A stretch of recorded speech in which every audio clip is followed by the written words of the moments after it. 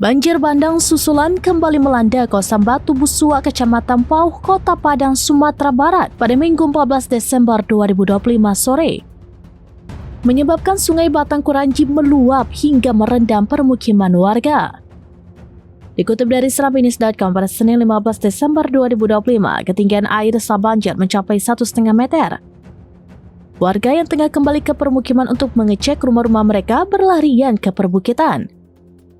Sedikitnya ada 8 warga yang terjebak arus banjir dan harus dievakuasi oleh tim SAR.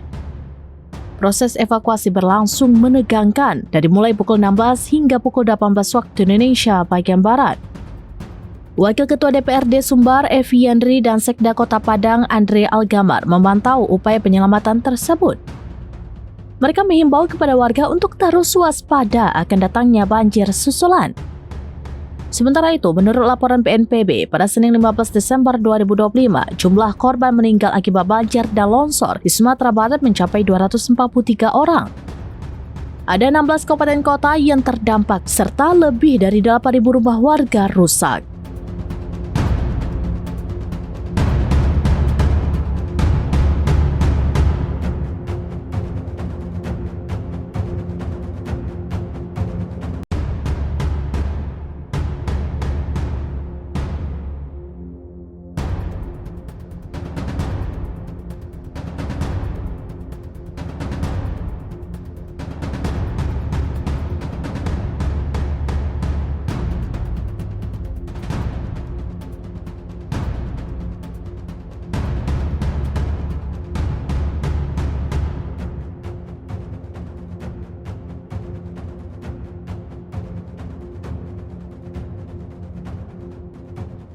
Download Tribun X sekarang, menghadirkan lokal menjadi Indonesia.